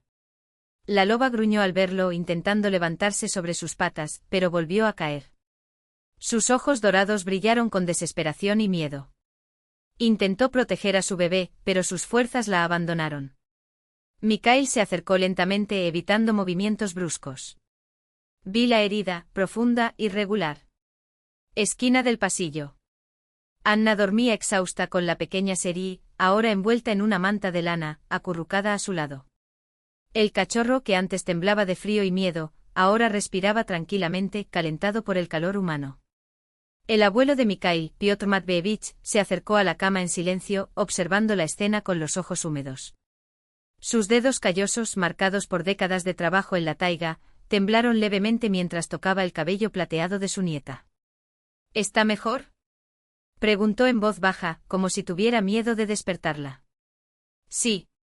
La fiebre bajó anoche, respondió Mikhail, pasándose una mano por su rostro cansado. Pero los médicos dicen que es demasiado pronto para celebrar. Piotr asintió sin apartar los ojos de Anna. Su mirada, alguna vez dura como el hielo siberiano, ahora tenía algo que Mikhail no había visto en años, una mezcla de culpa y ternura. El viejo geólogo suspiró profundamente, como si llevara sobre su espalda el peso de todas las mentiras no dichas. Dijiste que encontraste el helicóptero, murmuró finalmente. ¿Y qué más? Mikhail vaciló. Este no era ni el momento ni el lugar para revelarlo todo, no con Anna allí, frágil, y los médicos haciendo visitas cada hora. Pero tampoco podía seguir solo. Encontré su pasaporte, dijo, bajando aún más la voz. De mi padre. Y mapas. Él descubrió el oro, abuelo. Una vena rica. Y murió por eso. Los ojos de Piotr se abrieron, no por la sorpresa, sino por el reconocimiento. Como si esa verdad, finalmente pronunciada, confirmara algo que él ya sabía y temía durante décadas. Zoloto, repitió casi en un susurro. Siempre supe que ese era el motivo. Siempre lo supe. Mikhail frunció el ceño. ¿Qué quieres decir? ¿Sabías? El viejo geólogo miró hacia la ventana, donde la pálida luz invernal se filtraba a través del cristal empañado. Afuera, la ciudad continuaba con su rutina, indiferente a los secretos enterrados en la nieve. Tu padre no murió en el accidente, Mikhail, dijo finalmente. Al menos no en la forma que todo el mundo piensa. El aire de la habitación parece haberse vuelto más denso. Mikhail sintió un escalofrío recorrer su espalda, a pesar del calor de la calefacción. Explícate, exigió con voz ronca. Piotr cerró los ojos un momento como buscando fuerzas. Cuando los abrió, su mirada era la de un hombre que lleva mucho tiempo cargando una carga. Lo vi después del accidente, comenzó. No en el lugar del accidente, sino semanas después. Llegó a la cabaña de noche harapiento con el rostro marcado por el frío y por el miedo. Dijo que había encontrado algo grande. Algo que cambiaría todo. Pero también dijo que no podía volver atrás. Que había gente detrás de él. Mikhail sintió que el suelo temblaba bajo sus pies. OMS. ¿Qué gente? Cazadores de fortunas. Hombres sin escrúpulos que ya sabían lo del oro. Piotr bajó aún más la voz. Tu padre no era tonto. Sabía que si regresaba a casa con esa información, los pondría a usted y a su madre en peligro. Entonces desapareció. Dejó pistas falsas, documentos incompletos. Y me hizo prometer que si algún día buscabas la verdad, te diría que había muerto en el accidente. Mikhail apretó los puños y se clavó las uñas en las palmas. Me mentiste toda mi vida. Cumplí una promesa, respondió Piotr con voz temblorosa. Una promesa a un hombre que te amaba más que a la vida misma. Que prefirió desaparecer antes que arriesgarse a crecer bajo la sombra de la codicia ajena. Silencio. El zumbido de una lámpara fluorescente llenó el vacío entre ellos. Mikhail miró a Anna, a la pequeña Seri y luego al anciano que tenía delante. Muchas piezas del rompecabezas finalmente encajaron, pero la imagen que formaron era más oscura de lo que podría haber imaginado. ¿Y los demás? ¿El conductor, el resto del equipo? Preguntó, su mente trabajando rápidamente. Piotr sacudió la cabeza con tristeza. No sé. Su padre no habló. Pero si estaba vivo después del accidente, dejó la frase en el aire, y el peso de la implicación quedó entre ambos. Alguien estaba llamando a la puerta. Entró una enfermera con una bandeja con medicamentos. Los dos hombres guardaron silencio e intercambiaron una última mirada cargada antes de que Piotr se alejara, dejando paso al cuidado de Anna. Mikhail estaba junto a la ventana, contemplando la nieve caer sobre los tejados de Krasnoyarsk. Su padre no era un desertor. No era un cobarde. Este era un hombre que había tomado una decisión imposible y la pagó con todo lo que tenía. Ahora entendía por qué el viejo geólogo temblaba al hablar del pasado. Porque sus manos, tan firmes al empuñar un hacha o arreglar una trampa, temblaban cuando sostenía el pasaporte de Nikolai. Porque la verdad, cuando finalmente sale a la luz, no solo trae alivio. También trae consigo una nueva responsabilidad. Y Mikhail supo, mirando al pequeño lobo durmiendo junto a Anna, que esa historia estaba lejos de terminar. En el pasillo del hospital todavía resonaban los pasos apresurados de las enfermeras cuando Anna, al ver a su abuelo, se iluminó como un rayo de sol entre las sombras. «Abuelo, ¿viniste?» Estiró los brazos, frágiles bajo los tubos intravenosos. Petr Matveyevich la abrazó con cuidado como si fuera de cristal, y le acarició el pelo como lo hacía cuando era pequeña. Murmuró algo con su antiguo acento, palabras que solo ellos dos entendieron, un hechizo de consuelo transmitido de generación en generación. Pero Anna, incluso debilitada, no se dejó engañar por la ternura. Mikhail dijo que iréis juntos a la taiga. Su mirada, una vez dulce, se endureció. ¿Y la verdad? Petr Matveyevich vaciló un momento. Sí, Anutka. Encontré un mapa de tu padre. Necesito comprobar algo. Las palabras salieron medidas, como si cada sílaba pesara una tonelada. Tal vez encuentre respuestas. Y algo más. Anna lo observó durante un largo momento, ese tipo de silencio que conlleva más verdad que 1000 frases. Luego miró a Mikhail, que permanecía en silencio junto a la puerta. Ten cuidado, dijo en voz baja. Luego se volvió hacia su abuelo, y tú, abuelo, cuídalo. A veces es demasiado testarudo. Petr Matveyevich sonrió, un gesto que debería haber sido ligero, pero que ondeó en los bordes como una hoja al viento. Juntos nada nos asusta, Detka. Mijaíl se dio cuenta. Notó como la sombra de algo no dicho cruzaba el rostro del anciano, veloz como un cuervo entre las ramas. Él se dio cuenta y se lo guardó para sí mismo. La habitación que Mikhail había alquilado era estrecha pero acogedora. Un sofá desgastado por el tiempo, una mesa desvencijada que crujía con cada toque, una lámpara de queroseno para las noches en las que se cortaba la luz, algo común en esa región. En las paredes, mapas cubiertos de notas, flechas dibujadas a toda prisa, cruces que marcaban puntos que solo él entendía. En un rincón, cerca del radiador, el pequeño lobo dormía acurrucado dentro de una caja de cartón, saciado de la última botella. Petr Matveyevich estaba sentado a la mesa, con los dedos nudosos alrededor de una taza de té frío. Frente a él, desplegados como piezas de un rompecabezas, estaban el pasaporte de Nikolai Voronov, mapas geológicos amarillentos por el tiempo y una hoja de papel con notas descoloridas. Mira aquí, Mikhail pasó su dedo por una de las cartas, trazando una línea que atravesaba la taiga como una cicatriz. Mi padre consideraba que esta zona era prometedora. Contenido de oro, casi 7 gramos por tonelada. Hoy en día es una fortuna. El anciano permaneció en silencio. Solo su barba gris, ligeramente temblorosa, delataba la tormenta que llevaba dentro. Mikhail acercó otra carta a su abuelo, un mapa detallado de la región. Está cerca de donde encontré el helicóptero. ¿Conoces estos lugares? Petr Matveyevich tardó en responder. Lo sé, dijo finalmente con una voz demasiado tranquila, demasiado cautelosa. Apartó la mirada, como si temiera que Mikhail leyera en ellos una verdad que no estaba dispuesto a revelar. Matveyich. Mikhail colocó su mano sobre el mapa, cubriendo las líneas que se entrelazaban como venas de un secreto. ¿Qué sabes sobre mi padre? Algo que nunca me dijiste. Los ojos del anciano se alzaron, apagados por la edad pero todavía agudos como los de un cazador que había pasado décadas descifrando los signos de la taiga. Mañana, murmuró. Todo mañana. En el lugar correcto te lo mostraré. Ahora, vamos a dormir. Estos viejos huesos piden descanso. El amanecer llegó bruscamente, el aire era tan claro que dolía respirar. Salieron a la débil luz del amanecer, en el viejo huazik que Mikhail había alquilado a un conocido de Petr Matveyevich. Se llevaron esquís, mochilas llenas de comida y ropa de abrigo, linternas y un hacha. Todo lo que la taiga invernal podía exigir, o todo lo que pensaban que podría ser útil. El viaje duró casi 3 horas, primero por carretera asfaltada, luego por una pista de tierra casi borrada por la nieve, hasta que el coche tuvo que meterse entre los árboles, avanzando por un sendero que más que un sendero parecía un rastro de animales. Petr Matveyevich estaba sentado cerca, tenso como un arco a punto de dispararse. El pequeño lobo Seri dormitaba en el asiento trasero, hecho un ovillo.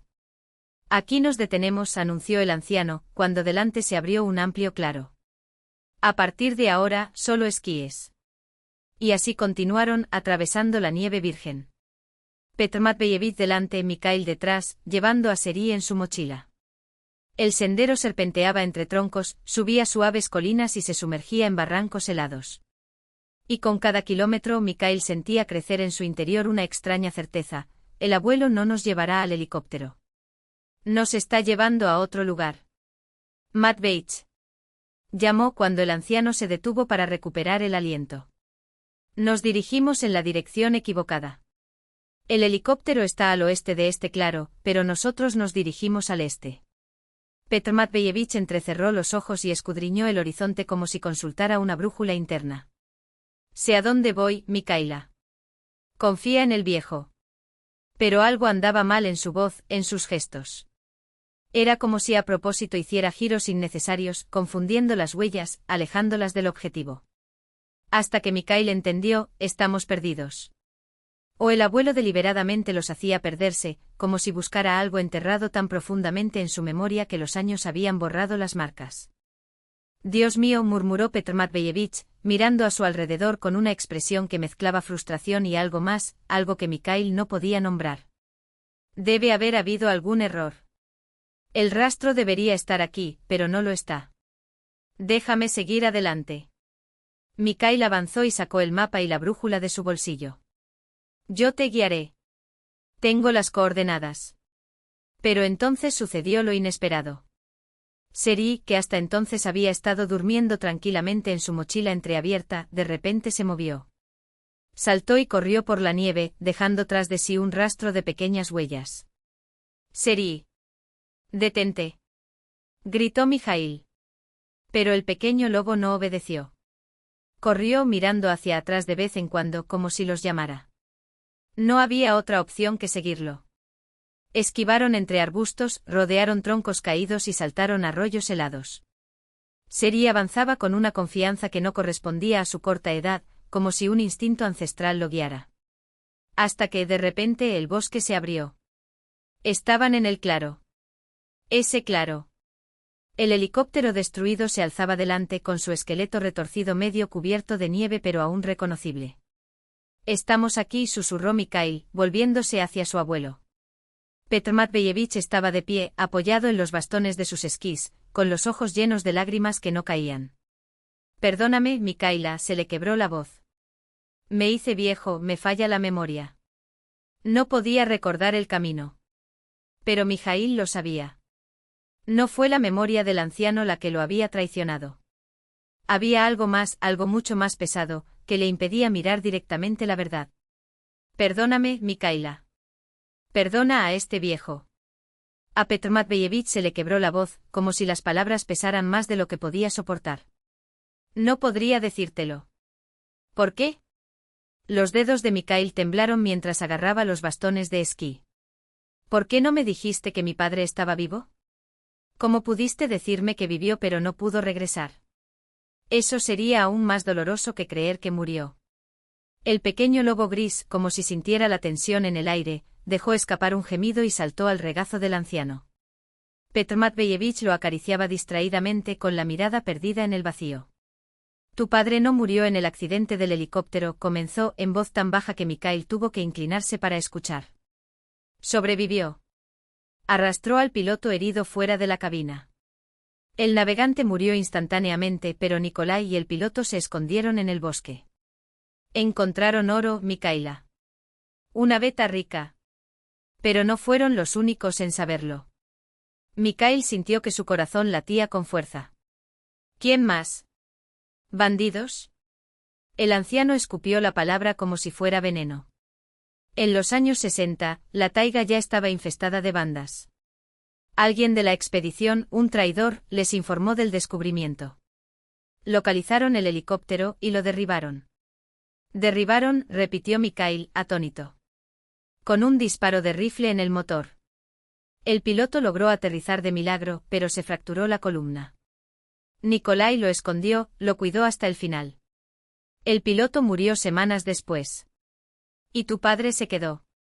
Tenía miedo de regresar. Petr Matveyevich bajó la cabeza. Esos hombres podrían llegar a la familia.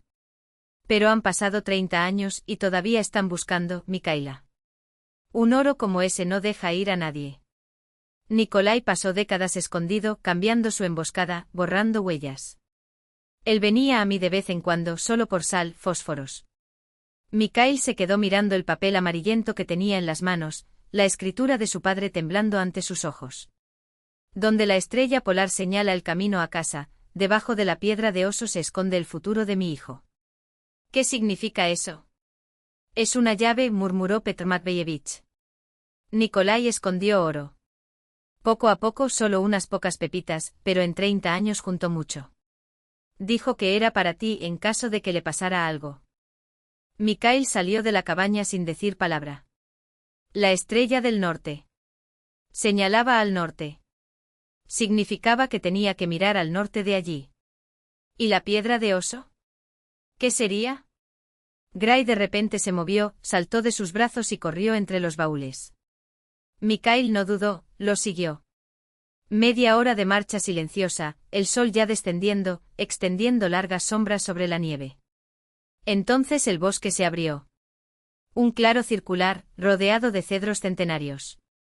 Y en el centro una inmensa roca, esculpida por el tiempo o por la mano humana. Con la inconfundible forma de la cabeza de un oso. Incluso la oreja estaba perfilada por una protuberancia irregular. Bearstone, susurró Mikhail. Se arrodilló y empezó a quitar la nieve con las manos. Petr Matveyevich, que lo había alcanzado, lo ayudó en silencio. Cavaron durante 1 hora, tal vez más, hasta que la pala golpeó algo metálico. Una caja. Igual que el que Mikhail había encontrado en el helicóptero, pero sin candado, solo un cierre a presión. Cuando la abrió, el aire se le escapó de los pulmones. Oro. Docenas de pequeñas pepitas envueltas cuidadosamente en trapos gastados. Y una nota, descolorida pero legible, para Mimichenka. Perdóname por no volver, pero siempre estuve cerca. Mikhail estaba sentado en la nieve apretando el tesoro de su padre contra su pecho. Las lágrimas corrían por su rostro heladas por el frío. Gray se frotó contra su pierna, gimiendo suavemente. Petr Matveyevich estaba a un lado con la cabeza gacha. ¿Está vivo?, preguntó Mikhail con voz ronca. ¿Crees que todavía estás vivo? El anciano tardó un poco en responder. Luego sacudió lentamente la cabeza. No lo sé, Mikhaila. No lo he visto en 5 años. Estaba muy enfermo. Pero si alguien pudo sobrevivir solo en la taiga, ese fue tu padre. Mikhail se puso de pie y miró el mar interminable de árboles que se ahogaban en el crepúsculo. En algún lugar de esos espacios interminables, tal vez su padre todavía estuviera escondido. O tal vez hacía mucho tiempo que había descansado bajo los cedros, habiéndose convertido en parte del bosque que lo había abrigado y aprisionado. Pero le había dejado un legado a su hijo. No solo oro, sino una prueba de amor, un sacrificio que un padre hace por un hijo. Vamos, Matveyevich, dijo Mikhail con voz firme. Ya está oscureciendo y todavía nos queda un camino de regreso a la ciudad. Colocó la caja con cuidado en su mochila. Eso sería suficiente para la operación, para el tratamiento, para una nueva vida.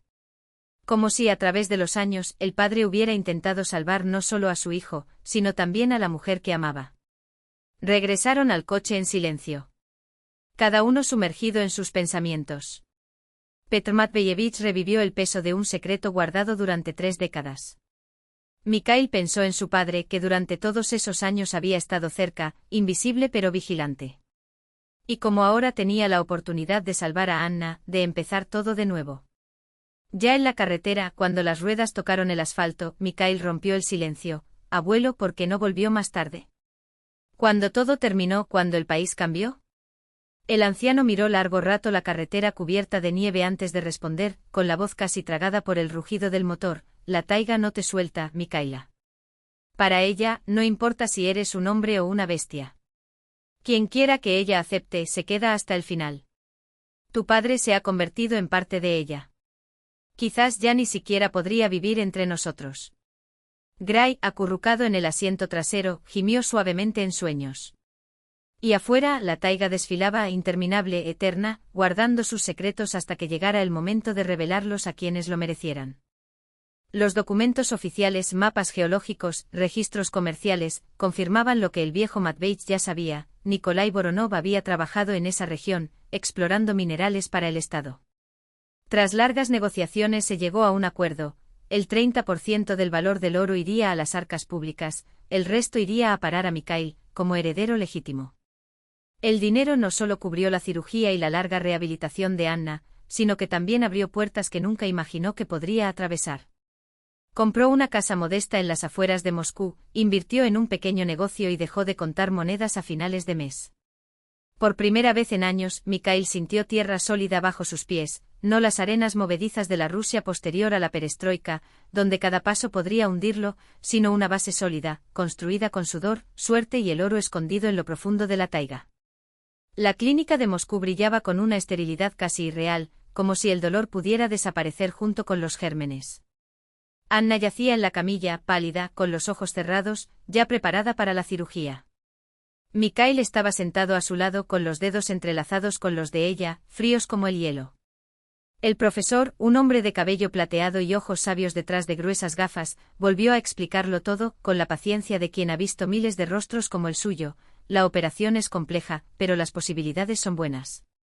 Fijaremos la columna con implantes especiales que con el tiempo permitirán que los huesos se fusionen correctamente. Luego vendrán meses de rehabilitación, ejercicios, tal vez otra cirugía. Anna escuchaba en silencio con las pestañas aleteando. No tengas miedo, murmuró Mikhail, acariciando sus dedos flácidos. Todo estará bien. Ella abrió los ojos y lo miró con una confianza que le dejó sin aliento. No tengo miedo, dijo con voz frágil pero firme. Si algo sale mal, al menos sabré que alguien intentó salvarme. Que no estoy solo. Se inclinó y sus labios casi tocaron tu frente. Nunca volverás a estar solo. Y luego, como si las palabras tuvieran vida propia, se le escapó: Anna, quiero que seas mi esposa. No por lástima, sino por amor. Si aceptas. Ella lo miró durante un largo momento como si lo viera por primera vez. Entonces, una sonrisa tímida iluminó su rostro. ¿Es esta una propuesta de matrimonio, bajo anestesia? Él respondió serio: lo más sincero que he hecho jamás. Y necesito una respuesta ahora. ¿Por qué? Porque quiero que entres a esta habitación sabiendo que alguien te está esperando, que alguien te ama, que tiene una razón para regresar. Una lágrima recorrió su rostro y se perdió entre su cabello claro. Sí, susurró. Ahora no tengo miedo de no despertarme. Tengo una razón para vivir. Se la llevaron unos minutos después. Mikhail estaba en el pasillo, desplomado en una silla de plástico duro. 8 horas. Eso era lo que duraría la operación. 8 horas entre el pasado que los había aplastado y el futuro que aún era una frágil promesa. Se quedó mirando la pared blanca frente a él, pensando en su padre, 30 años de soledad en la taiga, protegiéndolo desde la distancia, en Petromatvich, que había guardado el secreto para evitarle a un niño un nuevo dolor, en su madre, que había muerto sin saber que su marido aún respiraba. Y en las delgadas líneas invisibles que unieron a personas a lo largo de años y kilómetros, tejiendo destinos de maneras que ni el azar ni la lógica podrían explicar. Fue en esta maraña de vidas donde apareció Anna, la mujer que le enseñó a volver a sentir, que ahora yacía en una mesa de operaciones, confiando su columna rota en manos de extraños. «Vuelve a mí», pidió en silencio. «Vuelve y construiremos una nueva vida. Juntos». Los días posteriores a la cirugía se fusionaron en un corredor interminable de dolor, esperanza y vigilia. Anna estaba débil, pero se aferró a la vida con una terquedad que dejó atónitos a los médicos. Sonreí de cansancio, bromeé con las enfermeras, soporté sesiones de fisioterapia sin quejarme. Como extraño a Gray, dijo, mirando por la ventana del hospital un manantial de Moscú que le resultaba extraño. Está cazando a los gatos del vecino en el jardín de Matveych. Mijail sonrió. El viejo escribió que ya atrapó a 3. Casi lo linchan. Sangre de lobo, ¿qué hacer? Anna suspiró y sus dedos se contrajeron formando puños blancos sobre la sábana. ¿Y la taiga? ¿Cómo es la taiga? Mi se está despertando. Pronto todo se pondrá verde, florecerá. Ya verás. En junio comenzaron los primeros ejercicios serios. Anna apretó los dientes mientras el fisioterapeuta manipulaba sus músculos atrofiados, llorando de dolor en secreto por las noches, pensando que no la escuchaba. Pero Mikhail escuchó. Y cada gemido le rompía el pecho porque no había manera de soportar ese dolor. En agosto ya podía mantenerse de pie, apoyada en barras paralelas, sus delgadas piernas temblaban pero soportaban su peso. Vio el esfuerzo escrito en su rostro, el sudor en su frente, su labio mordido hasta sangrar, la desesperada determinación en sus ojos. Un poquito más, animó. Lo estás haciendo. Ella simplemente asintió, ahorrando fuerzas. Cada centímetro de ese camino fue una batalla, y las palabras de consuelo sonaron vacías dado el precio que pagó. En el centro de rehabilitación pasaron el otoño y el invierno. Moscú fuera de las ventanas, ahora se ahogaba en oro y rojo, ahora sepultada bajo la nieve. Vivían en su propia burbuja donde el único objetivo era avanzar, aunque fuera 1 milímetro, aunque fuera a través del dolor. Anna se sometió a una segunda cirugía y luego a una tercera, menos invasiva pero igualmente crucial. Los médicos hablaban de avances, pero advertían, la rehabilitación después de un trauma como este es una maratón, no una carrera de velocidad. Cada cuerpo responde de manera diferente. Con el cambio de milenio, se sentaron juntos en la pequeña habitación del dormitorio del centro. La cena festiva consistió en una bandeja de pollo asado comprado en la tienda de la esquina y una botella de vino espumoso barato. Anna, inusualmente solemne con un sencillo vestido azul, levantó su copa por el nuevo milenio, para que sea mejor que el anterior. Para nosotros, respondió Mikhail. Por estar juntos. En la televisión, la Plaza Roja explotó con fuegos artificiales, la multitud gritaba y se abrazaba. Ellos, sin embargo, permanecieron tomados de la mano, cada uno inmerso en sus pensamientos, en el pasado que no los dejaba ir, en el presente tan frágil, en el futuro en el que debían elegir creer. Si no, ¿para qué sirve todo esto? En febrero Anna dio sola sus primeros pasos, solo 3 de la cama a la silla, pero sin apoyo, sin ayuda. Lloró de alegría cuando lo logró.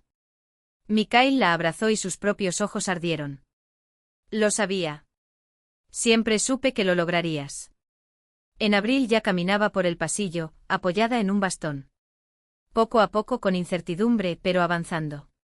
Como un niño que redescubre el mundo, se maravilla ante el milagro del movimiento, ante el peso de su cuerpo sostenido por sus propias piernas, ante la independencia recuperada. El médico dijo que dentro de unos meses podremos volver a casa, anunció una tarde, mientras estaban sentados en un pequeño parque del centro. ¿Todavía quieres casarte conmigo, héroe? Él la miró y ella leyó en sus ojos todo lo que necesitaba saber. Más que nunca. Quiero vivir contigo toda la vida que tenemos por delante, susurró con la voz ronca por la emoción. Ella sonrió de esa manera especial, única de aquellos que pasaron por pruebas reales y salieron de ellas sin perder su humanidad. Yo también te amo y estoy dispuesto a recorrer este camino contigo, sea cual sea. Sus labios se encontraron en el primer beso real, no un gesto furtivo, no un toque pasajero, sino un abrazo consciente, lleno de la plena comprensión de ese momento. Fue un beso después de un largo viaje, después de un año de lucha por la vida y el amor. Un beso que unió dos soledades en un solo destino. A lo lejos, a miles de kilómetros de distancia, la taiga siberiana rugía en su majestuoso silencio. El viento bailaba entre las copas de los cedros centenarios. El agua del río desgastó las piedras. Los animales salvajes siguieron sus huellas. Y tal vez en medio de ese inmenso vacío vivía un ermitaño, sin saber que su oro no solo había salvado a su hijo, sino también a la mujer que amaba. Que el círculo se había cerrado. Que el sacrificio no fue en vano. Mientras tanto, en el centro de rehabilitación de Moscú, dos cuerpos se abrazaban, con la mirada perdida en el cielo, donde las nubes se transformaban en figuras fantásticas. Ambos sabían que el regreso estaba cerca. A la taiga, al abuelo Piotr, al pequeño lobo domesticado, a una vida que ahora sería diferente, porque a veces los milagros se hacen realidad. Solo necesitamos creer y no rendirnos, dijo Anna mirándolo. ¿Hogar?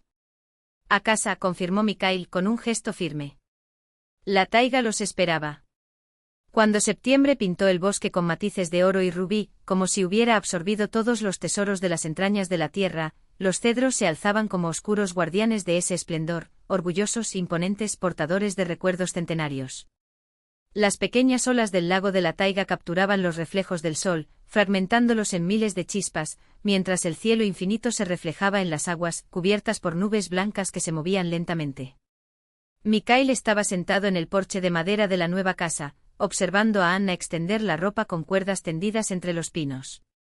Sus movimientos todavía eran cuidadosos y mesurados, pero ahora libres de la dolorosa rigidez de los primeros meses después de regresar de la clínica. El viento jugaba con el dobladillo de su vestido de lino, agitando su cabello claro hasta casi tornarlo plateado. Ella notó su mirada y sonrió, ligera, feliz. ¿Admirando el paisaje?, preguntó con una media sonrisa. No puedo quitarte los ojos de encima, respondió sin rodeos. Mientras estuvieron fuera, el pueblo había cambiado. Algunos partieron hacia la ciudad, incapaces de soportar las dificultades.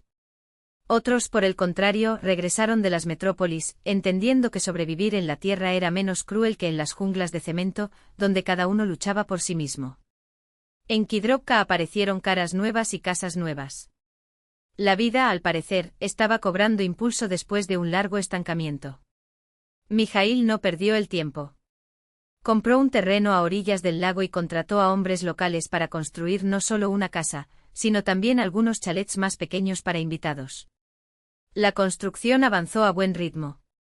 El pago fue justo, los materiales eran de calidad. A finales de septiembre ya estaba lista una robusta casa de madera, con marcos tallados y un amplio porche con vistas al lago. La idea de una base turística surgió casi por casualidad. Mikhail notó una vez que los cazadores urbanos que llegaban a la región pagaban bien por una noche de refugio, una comida caliente y los servicios de un guía. La naturaleza allí estaba intacta. La caza es abundante. El lago siempre generoso con los peces. Pero un forastero sin alguien que conociera la taiga, estaría perdido, si se desviaba del camino, desaparecería sin dejar rastro. ¿Y si montamos una base real?, le propuso a Anna. No de esa manera precaria de las estaciones forestales, sino con comodidad. Ducha caliente, camas limpias, comida casera y guías confiables. Ella reflexionó y luego asintió. Buena idea. Simplemente no quiero que sea solo para cazar. La gente también podría venir simplemente para escuchar el silencio, respirar aire fresco. Los habitantes de las ciudades lo extrañan. Entonces lo decidieron. En invierno ya estaban en pie 3 chalets para invitados, así como una cocina común y una sauna. Mikhail marcó el sitio para futuras áreas de vivienda, un muelle para botes y un área de juegos en el terreno despejado frente al lago. Anna se dedicó a los interiores, buscando artesanos en los pueblos vecinos que tejían alfombras, bordaban toallas y trenzaban cestas de mimbre. Cada habitación recibió un toque auténtico de la taiga, nada de decoraciones industriales, nada que chocara con esos lugares. Era como si el bosque mismo penetrara en las paredes, a través del olor a resina de cedro, los íconos en el rincón rojo, los manojos de hierbas que colgaban para perfumar el aire. Llamémoslo Kedrovka, dijo Anna cuando llegó el momento de hacer el cartel. En honor a nuestro pueblo y al pájaro que ayuda al cedro a reproducirse. Regresó a la enseñanza, organizó una pequeña biblioteca en la base y organizó reuniones con niños locales para leer clásicos rusos. Mikhail observaba el brillo en sus ojos cuando hablaba de Pushkin o Lermontov, y cada vez se enamoraba de ella como si fuera la primera. Piotr Matveyev también encontró su lugar. A pesar de tener 78 años, el anciano mantenía una mente lúcida y una resistencia física sorprendente para su edad. Décadas en la taiga habían forjado su cuerpo y espíritu hasta el punto de superar a los hombres con la mitad de su edad. Se convirtió en el guía principal de la base, aunque evitaba recorridos largos. Conocía cada arbusto, cada sendero de los alrededores. Los turistas, especialmente los urbanos, lo escuchaban fascinados mientras contaba historias sobre el bosque, las costumbres de los animales y las antiguas creencias de la taiga. Seri, que hacía tiempo que había dejado de ser un cachorro y se había convertido en un lobo adulto, se había convertido en una especie de atracción local. Caminó libremente por la propiedad, dejando que los niños lo acariciaran, pero seguía sospechando de los extraños. Dormía a los pies de Anna mientras ella leía junto al fuego, acompañaba a Mikhail en sus cacerías y olfateaba a sus presas con precisión. Un animal salvaje que reconoció su propio grupo en esa familia humana, sin perder jamás la dignidad de su naturaleza. La boda tuvo lugar en febrero de 2001, cuando la taiga yacía bajo un manto de nieve y las estrellas parecían más brillantes y más cercanas. No hubo vestido blanco ni banquete suntuoso ni multitud de invitados. Solo los más cercanos, Piotr Matveyev, Semyonij, que viene de Krasnoyarsk, algunos vecinos. Anna cosió su propio conjunto inspirándose en fotografías antiguas del álbum de su abuela, un sarafán de terciopelo azul oscuro bordado con hilos plateados, una camisa de encaje y un kokosnik. Mikhail la miró y su corazón dio un vuelco al ver su esplendor, parecía un boyardo sacado de un cuadro de Surikov, esbelta, de rostro hermoso y ojos del color de los lagos de la taiga. Firmaron los papeles en la administración rural y luego se dirigieron a la cabaña de su abuelo, donde les esperaba una mesa sencilla, tartas caseras, setas encurtidas, colodets y una infusión de piñones. Viví para ver la felicidad de mi nieta, murmuró Piotr Matveyev secándose los ojos con la punta de un pañuelo bordado. Ahora no tengo miedo hasta que muera. Es demasiado pronto para pensar en eso, Matveich, se rió Mikhail. Aún tendrás que cuidar a tus bisnietos. Anna bajó los ojos, se sonrojó ligeramente, pero sonrió de forma enigmática, como si supiera algo que los demás ignoraban. Esa noche, sola en su casa junto al lago, se acurrucó contra su marido y le susurró al oído. Sabes, Matveich pronto necesitará cuidar de alguien, sí. Se quedó helado de incredulidad. Ania, ¿estás? Sí, confirmó ella, llevándose la mano a su vientre. Tercer mes. El médico dijo que la operación no dolió. Todo está bien. Mikhail la abrazó con cuidado como si se hubiera vuelto demasiado frágil para abrazarla con fuerza. Se le hizo un nudo en la garganta y las palabras no le salían. Su corazón latía tan fuerte que parecía como si estuviera a punto de salirse de su pecho. Mikhail tragó, su voz salió con dificultad. ¿No tienes miedo? Después de todo lo que hemos pasado. Por supuesto que sí, admitió con una sonrisa temblorosa entre lágrimas que fluían incontrolablemente. Pero no estoy solo. Te tengo a ti. Se quedaron acostados, apretados el uno contra el otro, escuchando el viento aullar en la chimenea, los leños crepitar en el fuego y el lejano aullido de un lobo saludando a la luna llena. Entre ellos, todavía desconocido para el mundo, ya latía su hijo, un diminuto corazón que latía al ritmo del de su madre. La primavera estalló en la taiga con furia y alboroto, trayendo consigo el deshielo de los ríos y el despertar de toda vida dormida. La nieve se derritió a torrentes, dejando al descubierto la tierra húmeda, ávida de sol. Los brotes de los árboles se hincharon, listos para estallar en hojas tiernas y pegajosas. Anna, cada día, sentía cambiar el peso de su cuerpo. La barriga creció, los movimientos se hicieron más lentos, más cuidadosos. Ya no podía ayudar en las tareas del hogar como antes, pero no estaba ociosa, bordaba ropita, tejía zapatos, devoraba libros sobre la crianza de los niños. Mikhail la protegió lo mejor que pudo, la rodeó con cuidado, le prohibió llevar algo más pesado que un libro, insistió en las visitas semanales del médico local y trabajó duro, terminar la construcción de la base turística, ir de compras a la ciudad, ayudar a su abuelo con las tareas del hogar. Va a ser un niño, dijo Anna, acariciando su redondeado vientre. ¿Cómo lo sabes? Sonrió.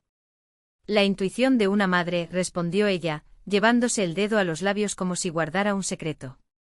Llamémoslo Nikolai, en honor a su padre. Kolia. El nombre de su padre ya no dolía como antes. Ahora era un recuerdo claro e iluminado. El recuerdo de un hombre que había sacrificado todo por su hijo. Y ese gesto de amor viviría ahora en nombre de su nieto. El nacimiento comenzó una mañana de agosto, cuando la taiga vibró con el canto de los pájaros y el aire se llenó del aroma de las hierbas. Mikhail llevó personalmente a Anna al hospital regional, donde ya había conseguido la mejor habitación y el médico más experimentado. Pasó 8 horas caminando por el pasillo como un animal enjaulado, mientras, detrás de aquellas puertas, se desplegaba el sagrado misterio del nacimiento. Cuando el médico salió sonriendo y anunció, «Felicidades, es un niño», sintió las piernas débiles. Tuvo que apoyarse en la pared para no caer. El pequeño Nikolai nació pesando 8 libras, con una melena de cabello oscuro y una mirada gris y perpleja, idéntica a la de su padre y su abuelo. Un niño fuerte, sano, de deditos ágiles y voz potente.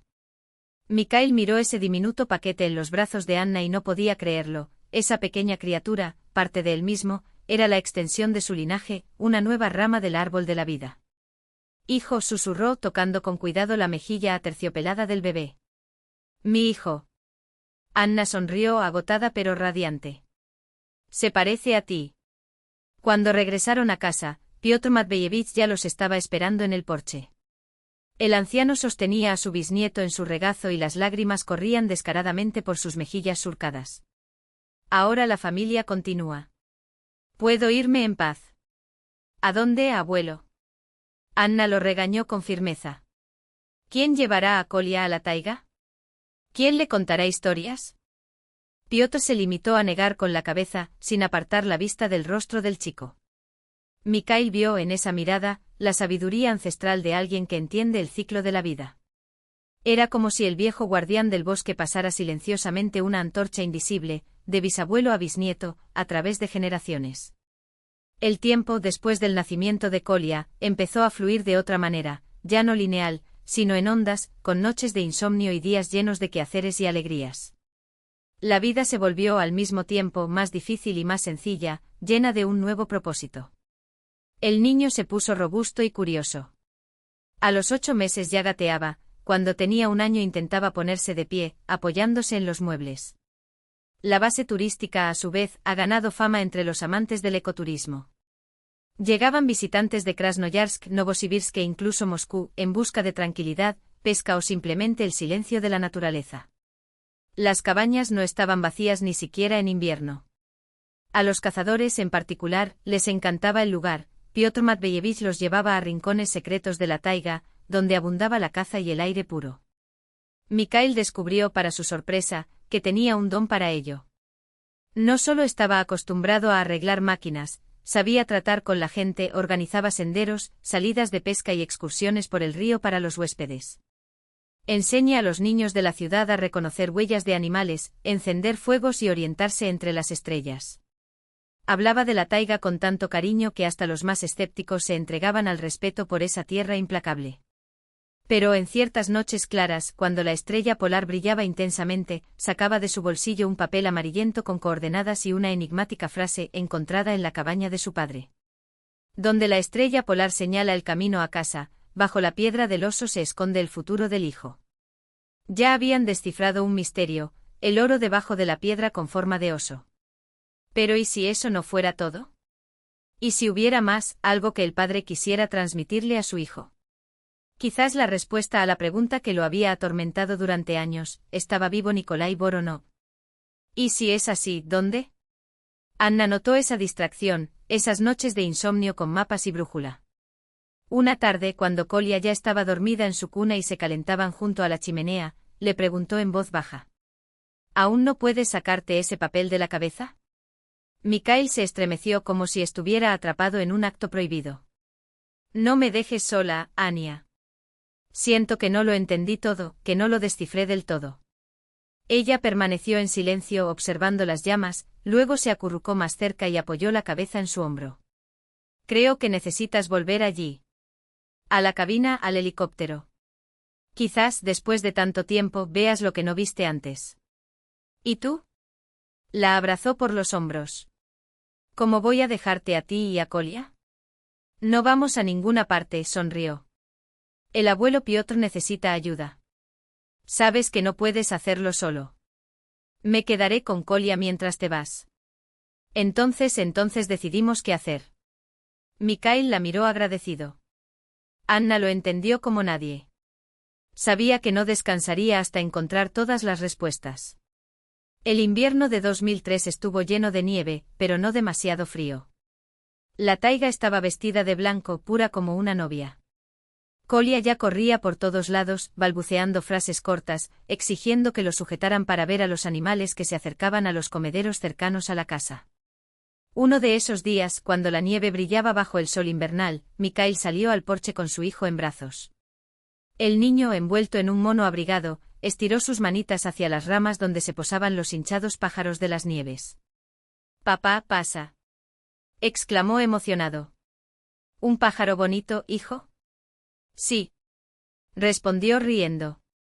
Mikhail sostuvo ese pequeño y cálido cuerpo cerca de él, inhalando el olor del cabello del niño, leche e infancia, algo indescriptiblemente suyo.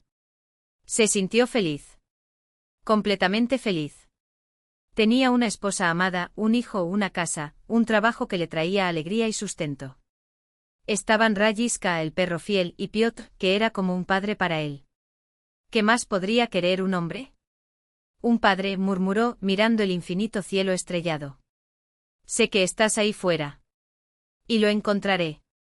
No sabía si su padre seguía vivo, escondido en algún rincón de la taiga, o si llevaba mucho tiempo descansando bajo los cedros centenarios, pero sentí que el vínculo no se había roto.